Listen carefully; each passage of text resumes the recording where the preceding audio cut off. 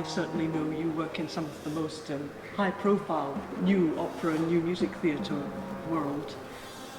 You know, do you think, in fact, that in the same way as Bill and Diana have been saying, new music, as it's known professionally, in some ways has become far too complex? Yes, do you think I do that applies to opera as well? I do think that very much, and what Bill said really struck a chord.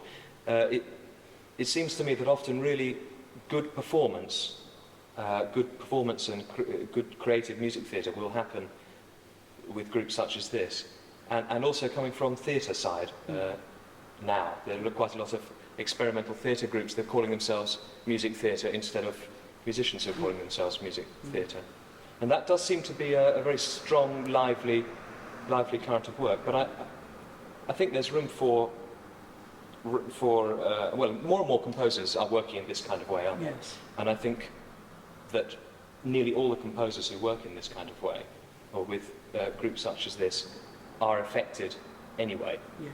And hopefully, if those composers are then doing their commission for whatever it is, that they'll have the confidence to take that and not be worried about people saying, it wasn't very complex, was it? Yes, yes. Which is a real danger when you move from one thing to the other, I think. Well, I mean, it's really struck me watching this piece this week that, for instance, for a composer nowadays working in an opera house, for instance, it's more or less impossible to be allowed to use the chorus.